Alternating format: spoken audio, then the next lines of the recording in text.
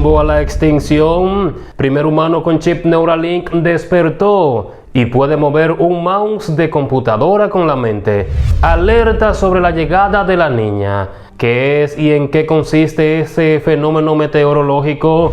La OMS habla de nueva pandemia y un tratado global en menos de 4 meses. Esta es la pregunta sobre Jesús que el Papa Francisco no supo responder. Y arqueólogos hallaron el campo del Armagedón, descrito en la Biblia. Acompáñenos. Elon Musk anunció que Neuralink ha logrado que su primer paciente humano, implantado con un chip cerebral, pueda controlar un mouse de computadora con el pensamiento. Hace poco la empresa anunció que la recuperación del paciente es exitosa y que el avance del uso del chip, además de su implantación en humanos, es progresivo. El proceso es bueno y el paciente parece haberse recuperado completamente sin efectos nocivos que sepamos. El paciente es capaz de mover un mouse en una pantalla con solo pensar, expresó la cuenta de la empresa en la red social X.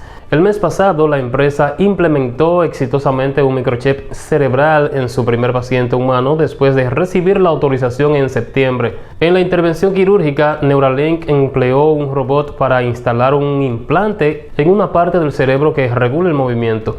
La meta inicial es permitir que las personas manejen un cursor o un teclado de computadora con el poder del pensamiento. El anhelo de establecer una conexión directa con las máquinas a través del pensamiento parece estar a la vista de los seres humanos en este momento. No obstante, la finalidad de la inserción de chips en cerebros humanos tiene más un enfoque médico que de ciencia ficción, dicen.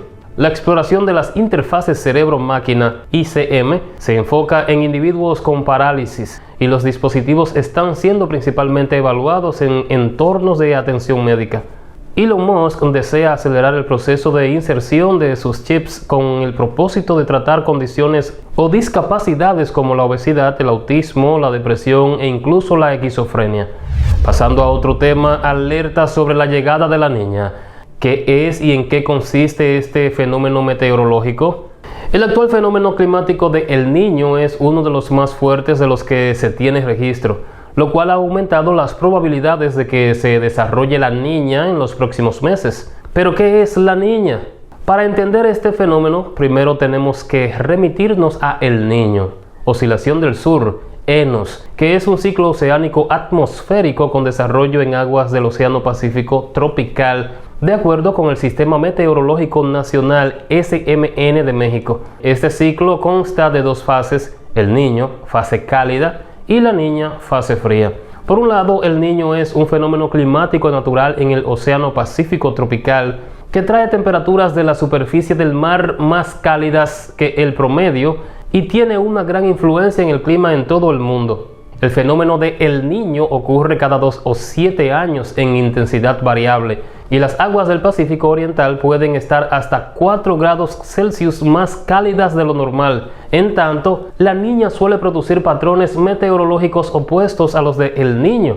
Lo anterior significa que la niña trae consigo condiciones más frías que el promedio en el Pacífico Oriental tropical, además de otros cambios meteorológicos como la disminución de la cizalladura del viento en el Atlántico, que facilita la formación de tormentas. Por ende, la niña suele amplificar la temperatura de huracanes en el Atlántico. Pero, ¿por qué? Precisamente, el punto de la cizalladura del viento es clave. Los ciclones tropicales necesitan varios factores atmosféricos para formarse, pero uno de los más importantes son los bajos niveles de cizalladura del viento, es decir, vientos del nivel superior que, si son fuertes, pueden desgarrar las tormentas o incluso impedir que se formen. La cizalladura del viento en el Atlántico suele disminuir durante la niña. Esto propicia la formación de más tormentas, su fortalecimiento y su posible impacto en la Tierra. Sumado a las condiciones que genera la niña, las temperaturas oceánicas de este año empezaron aún más cálidas que las del año pasado, incluso en el Atlántico, lo que podría preparar el terreno para una peligrosa temporada de huracanes. Y siguiendo con más, la OMS habla de nueva pandemia y un tratado global en menos de 4 meses. Según Tedros Adhanom Ghebreyesus, director general de la OMS, el surgimiento de una futura pandemia a través de la enfermedad X es algo inevitable.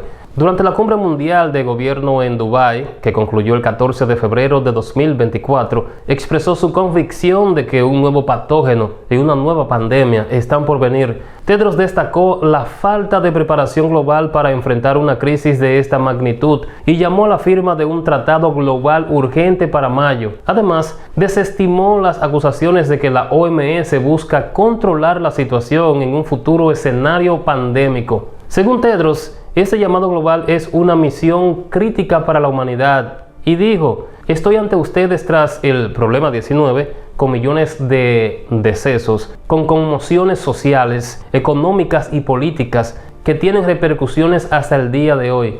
Aunque se han logrado algunos avances como mejoras en la vigilancia, en el fondo pandémico, en la creación de capacidades de producción de vacunas, el mundo no está preparado para una pandemia. Las dolorosas lecciones que hemos aprendido corren el riesgo de ser olvidadas a medida que la atención se centra en las muchas otras crisis que enfrenta nuestro mundo, dijo, destacando que si el mundo no aprende estas lecciones, la próxima vez lo pagaremos caro. Y en otra noticia, esta es la pregunta sobre Jesús que el Papa no supo responder. Durante lo que parece ser una rueda de prensa, el Papa Francisco se encontraba sentado para responder ciertas preguntas, pero hubo una para la que él no tenía respuesta. Un pequeño de un país que aparentemente había sufrido una catástrofe natural años atrás, se acerca al Papa Francisco para hacerle una pregunta con la ayuda de un micrófono. Su pregunta era la siguiente: ¿por qué hizo Dios huracanes y lluvias fuertes si nos ama a todos? La pregunta del pequeño Pedro García, el cual es el nombre del niño, pareció haber tomado al religioso de sorpresa, pues luego de dar unas cortas palabras, Francisco reconoce que no sabe la respuesta. Más específicamente, el Papa declara que hay preguntas que no tienen respuestas y esa, así como el por qué Dios envió a Jesús a la tierra, son algunas para las que no hay, según el criterio del líder católico. Si nos vamos a la Biblia, podremos observar que sí hay respuestas para ambas preguntas. La primera, del por qué Dios crea huracanes y situaciones fuertes, se puede aclarar mencionando que todo eso está escrito en la palabra, pues es necesario que se cumplan las señales que anuncian la segunda venida de Cristo. En cuanto a la segunda, la respuesta está en Juan capítulo 3, versículo 16, por lo que podemos concluir que por amor y salvación de la humanidad, Dios envió a Jesucristo a morir en la cruz por nuestras vidas. Continuando con las informaciones, arqueólogos hallaron el campo del Armagedón, descrito en la Biblia.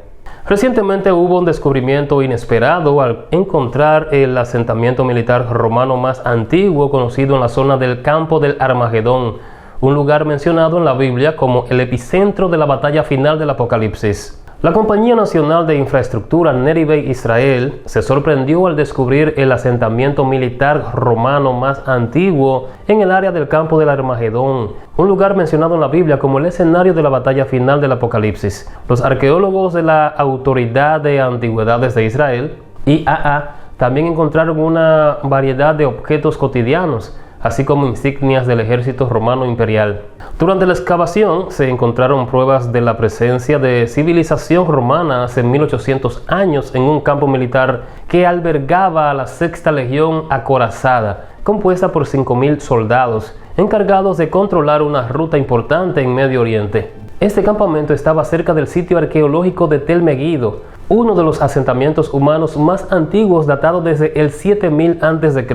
El campamento estaba en un punto estratégico donde convergían dos rutas importantes, conectando diferentes partes del territorio bajo dominio romano en Israel y extendiéndose hacia el norte. Según la Biblia, Tel Megiddo es donde ocurrirá un evento apocalíptico donde los demonios reunirán a los reyes del mundo para una batalla final antes del juicio de Dios. La zona arqueológica conocida como Har Megiddo en hebreo y Armagedón en griego ha derivado en Armagedón según la Biblia.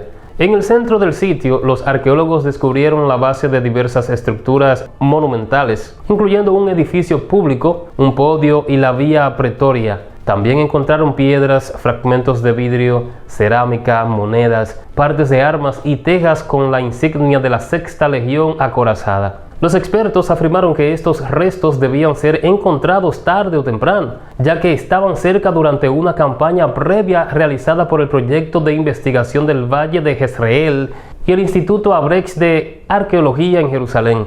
Se especuló que el campamento militar, así como los senderos de piedra, aún se encuentran bajo los campos de trigo ya cosechados en áreas modernizadas, impidiendo una excavación en esos lugares. Se especuló que el campamento militar, así como los senderos de piedra, aún se encuentran bajo los campos de trigo ya cosechados en áreas modernizadas, impidiendo una excavación en esos lugares. El cielo y la tierra pasarán, pero mis palabras no pasarán. Mateo capítulo 24, versículo 35. Gracias por ver el video. Les invito a compartirlo en sus redes sociales para que todos se enteren de esto, regalarnos un like, pulsar a seguir la página si no lo han hecho para que reciban nuestras informaciones. Nos veremos en la próxima. Dios les bendiga.